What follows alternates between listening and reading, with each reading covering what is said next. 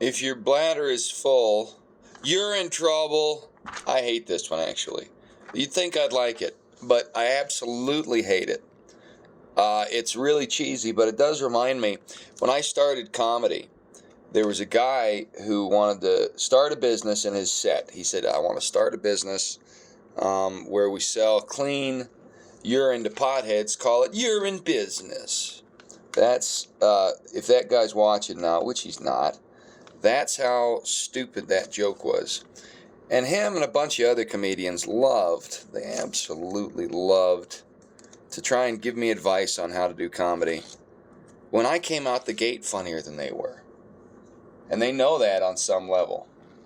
It's a very strange world to live in when having talent actually puts you at a disadvantage career-wise, because there are so many people who don't have talent that, like lobsters in a fish tank, they'll do everything they can to pull you down. It's really interesting. It kind of shows how our country has imploded. But then again, I'm imperfect. I don't know everything. What do I know? Here's what I do know. The world we live in needs Jesus. Anyway, because this piece of paper was about a bladder, I thought it would be a great idea to make something with a bladder. No, I'm not talking about, what would I be talking about? Just, automatically, just at a default level, what kind of bladder would I be talking about? I don't know. What I'm talking about is a goldfish. A mauve, pink, sort of purple fish, whatever color this is, sort of fish. Because fish have bladders. They do. They're air bladders. They're inflatable bladders. And it depends on the fish, but the reason they do that is for buoyancy, so they can go up and down in the water. That's how God made them. God made fish so that they could function naturally in their environment. And as a result, a lot of fish have a little air bladder that inflates and deflates. And I don't know how they do it. I'm not a fish. Anyway, goldfish are the same. They have these bladders, these William Peter bladders. It's William Peter Blatty who did The Exorcist. And we're going to make us a little goldfish. Now, how does that relate to the New World Order? How does that relate? I'll tell you how. Because it's fishy and pissy. I think that's pretty good. It's just like an air bladder filled with liquid that is, in fact, the refuse of some human or animal. Well, the truth is, let's talk about the whole fake urine thing. Why not? The truth of the matter is, you would not have a black market if not for this little factoid, this little factotum. The government wants a black market in substances. Think about this critically. Really think about it. The only other time in human history there's been a prohibition on substances, besides the present time, was when opium got kicked out of China. Why did opium get kicked out of China? Because the British brought the opium. Why did the British bring the opium? Well, they wanted to control the Chinese. Why did they want to control the Chinese? Well, that one's pretty obvious. There was money to be had, obviously. And the British knew that if the Chinese were addicted to opium and they controlled opium, then voila, they controlled China. And this made China so angry that in the 2020s they sent fentanyl to the United States. I guess then communists can't see which white people they need to destroy because they're squinting. That's a joke. Here's the reality.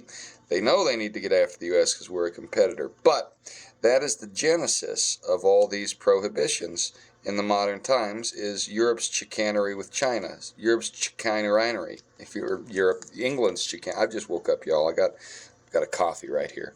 Europe's chicanery with China. England's chicanery. See, I just did it twice. It's hard to tuck, fold this thing in here. It doesn't want to go in. Anyway, that is the genesis of modern prohibitions. And similarly, in the United States, eventually, we made opium dens in San Francisco illegal. Where was San Francisco? West Coast. Who also were a big component of local San Franciscans? Why, the Chinese. They brought their addiction with them, and in 1875, opium in San Francisco was made illegal because of these opium dens, these opium, I don't know if you'd call them coffee shops, but that's kind of what they were. Anyway, that was actually messing with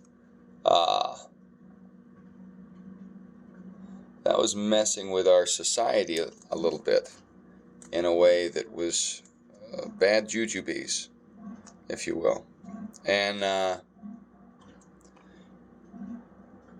what in the heck is it asking me to? Oh, is it asking me to do that? So anyway, we had a prohibition that began as a result of that. Now, this prohibition that began, oh, I guess that is what it wanted me to do, but this way. It eventually extended, see, it's starting to look fishy. It eventually extended to, this is where you blow in right here, to, hold on, I have to show you how I do that. Okay. It eventually extended elsewhere, and the whole point of this goldfish back-blowing shenanigans with the bladder is that as the bladder of this goldfish is inflated, our government synthetically inflated the prohibition industry, which became an industry to make all drugs illegal. And as a result, because we were told this is a forbidden fruit, now everybody's addicted to drugs. But the government can sell them at a huge markup. So that is kind of what happened. But I haven't woke up yet, y'all, so how do I do this again?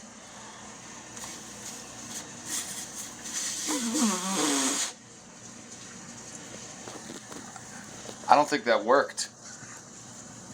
These stupid internet instructions. Let me try this again.